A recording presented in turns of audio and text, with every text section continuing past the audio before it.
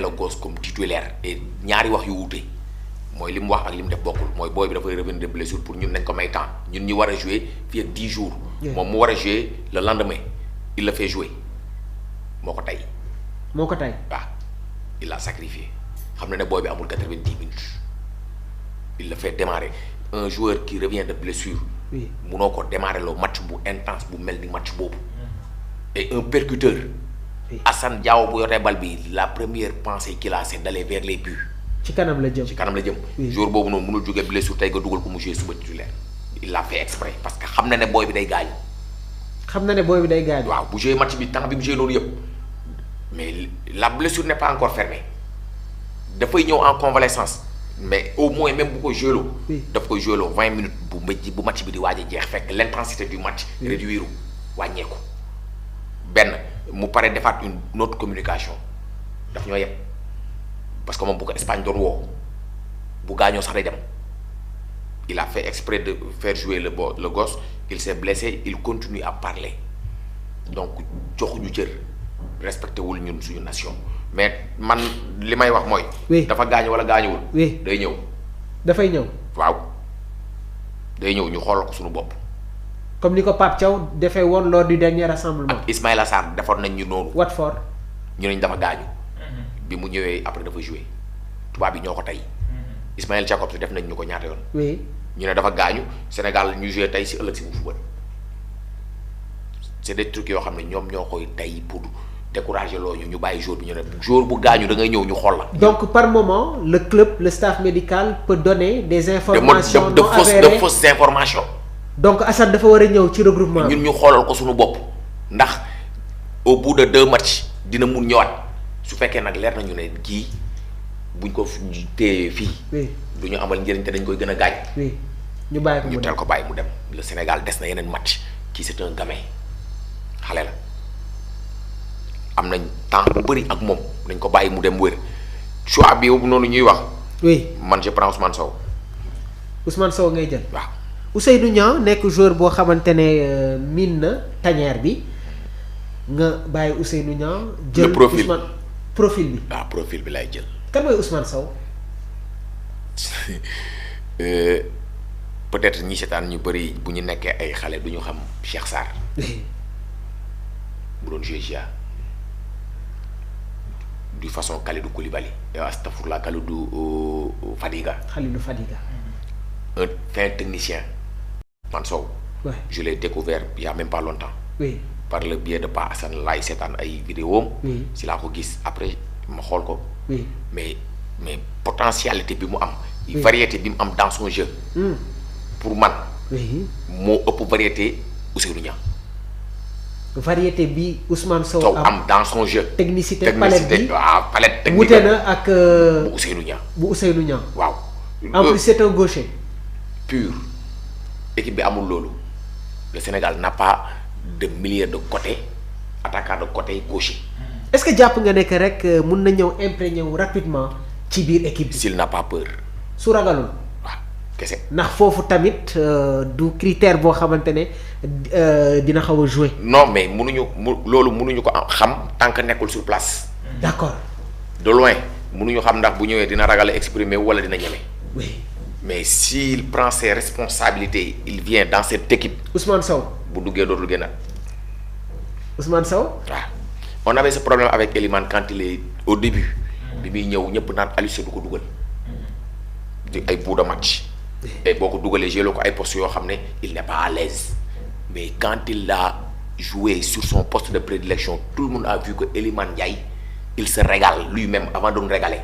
kon yow nee nga Ousmane Sow bis bu ko Pape Thiaw utilisé la pour ñu génne ko ci. bu duggee te ragalul. bu duggee te ragalul. mu jël ay responsabilités am def li muy def. fa mu ne. oui. équipe bi dina si naqaree génneeti. dama seetaan la réaction de benn interview bu El Hadj Ousseynou Diouf defoon nee na Pape bi mu ñëwee dafa am une discussion avec Iliman Ndiaye ne ko fais-toi plaisir. Dans ce genre de situation là comment doit être le discours avec un joueur bi nga xamante ne musul ñëw ci tanière bi war a participer à une édition africaine coach. le booster. waaw le donner la confiance. waaw et les responsabilités. le booster jox ko confiance. et jox ko ay responsabilités. ci naka.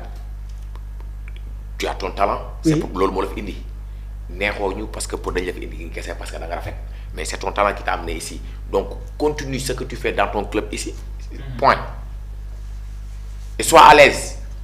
El Hadj Mokhtar Seck. Voilà moom Ousmane Sow nee na merci coach. waaye réaction un très bon technicien. et je te dis. waaw wallah si il joue. Oui. sur ses propres valeurs. oui. il va sortir là-bas club boobu bu nekk Pologne. dafay jóge. Varsovie dafay jóge. yaa ngi wax ne que équipe bi dafa manqué woon gaucher on se rappelle de. depuis Fadiga Khalilou Fadiga après amoon nañu Ndiaye Dem Ndiaye bi nekkoon Arles Avignon mais bon son passage était un peu bref. Santingom Demba Seck. Demba Seck bi nekkoon Torino il s'est perdu après en Italie. donc un jeune comme Ousmane Sow soo ko amee da nga koy indi ci équipe bi. ah waaw mi ci réservistes yi. la première chose qu'on doit penser sur la blessure d'Assane Diao s'il ne vient pas Ousmane doit rentrer de sitôt. Ousmane Sow maintenant. mu teel a dugg. waaw ci groupe bi nga xamal ko ne nag ñëwul pour réserviste bi jeex na. dafa ñëw pour gagner place. toujours dans le discours du coach. tu es venu pour jouer pas pour rester sur le banc après les choix ça reste au coach. Oui. mais tous les jours doivent être sur la même longueur d'onde que ñoom dañoo ñëw tey pour jouer et jouer pour rester là-bas am fa longévité bi fa Sadio Mané am. donc yow jàpp nga ne que Ousmane su ñëwee ci biir équipe bi rapidement. il dafa war peut a durer dans bouleverser cette la équipe hiérarchie. il peut durer dans cette équipe c'est comme Rassoul Ndiaye. oui.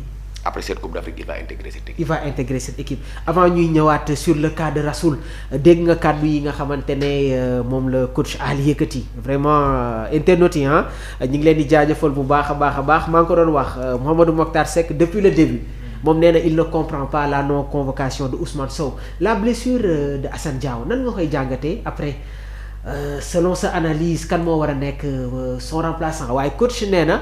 d'abord dafa war a ñëw ci équipe bi staff médical bi saytu ko Assane Diao ñu xam exactement la blessure est-ce que réellement Assane Diao li club am wax ak li am na si une part de voilà un décalage si wàllu boobu tamit. man j'ai peur que Assane Diao am même carrière que Mbaye Niang. Assane Diao. waaye parce que bu ñu fàtte ne fu mu tolloon nii Mbaye Niang bu mu si tolloon même problème doon am ak yenn club yi. d'après fan la carrière mujj ak nan la mujjee ak équipe nationale du Sénégal. mais est-ce que tamit le cas de Mbaye c'était pas un problème d'entourage ni mu doon dundee hygiène de vie ak yooyu noonu. xam nga fa laa jëm. oui problème d'entourage mënta weesu. oui nga toll nii ñuy dem ci compétition bu toll nii Coupe d'Afrique.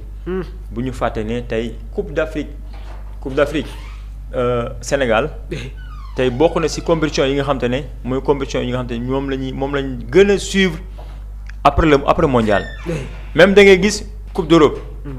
championnat d'Europe dafay dem normal dafa ampleur bi Coupe d'Afrique du am Coupe d'Europe du ko am ampleur bi Coupe d'Afrique du am Copa América du ko am Afrique rek mooy football Coupe d'Afrique di tàmbali yenn coow yi nga koy dégg convoqué nañu joueur bi di dem parce que clubam daf ko téye.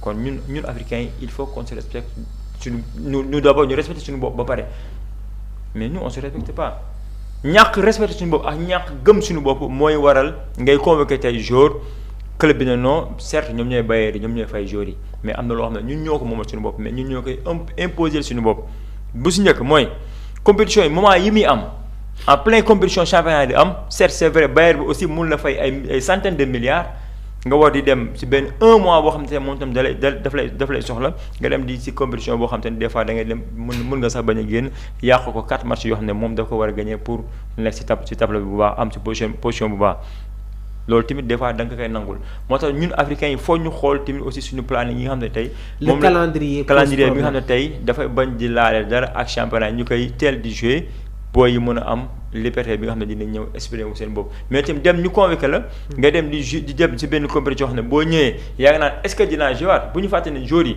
du ñu Sadio Mané du ñu Mohamed Salah du ñu Drogba du ñu Eto'o am na yenn ñoom ñu jël leen écarté leen ci groupe bi moo gën a gaaw ñu écarté Sadio Mané wala Mohamed Salah parce que ñoom lu ñu am nañ ko ba pare comprends nga beneen bi mooy Assane Diao il faut qu'il prenne ses responsabilités moom ak entourage am parce que man je savais que dès le début lii dilman la bi nga xam te ba fu muy mujj dil la bi nga xam ne tey moom daf ko am moom ak club bi nga xam ne moom la nekk mooy commune bu ñu fàtte loolu parce que équipe boo xam ne la ñoom dañ ko defar pour dans 2 ans 3 ans mu dem di jaayante doole ak waa Juve ak ay Milan boo xoolee depuis daaw ba léegi si même tempo boobu la ñu nekk jënd ñu ay joueurs mais li leen ñu la ñu prêté ay joueurs yoo xam ne tey daanuñu jouer si yenn club ñu andi leen defar leen pour lancer wax leen.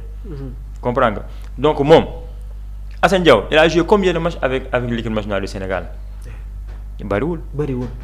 qualification Coupe d'Afrique yi ba si mondial il a joué combien de matchs.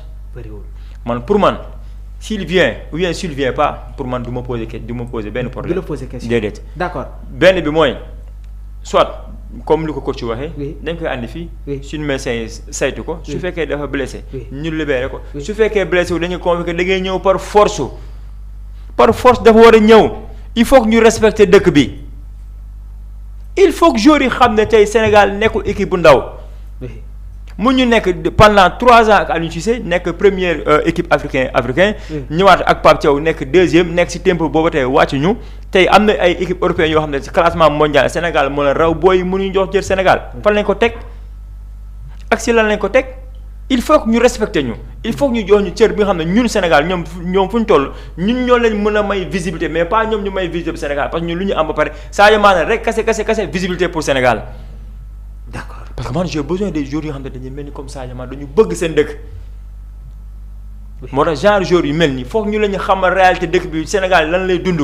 parce que sax avant ñuy génne bile liste ki nga xamante ne moom mooy Cesc Fabregas am na ay kàddu yu mu yëkkati woon ne Assane Diao d'accordul ci samay propos donc loolu est-ce que nekkul tamit signe boo xamante ne booy bi vraiment pare na pour ñëw représenter. le Sénégal waaw moom d'accord bu fekkoon am na poigne boo xamante ne. amoon na ko clubam. oui c'est sur blessure la jógee. oui mooy lu coach lu mu waxee dama ñëw rek ma convaincre da nga may jouer 20 minutes parce que damay dem compétition d'Afrique dans 10 jours compétition dafay commencer. mënuma départ loolu moom mooy jël responsable de boppam parce que joueur am na fay toll yow yaay imposer sa bopp. parce que coach bi ni nga ko fa andee di ko fay noonu la fa andee yow di la fay.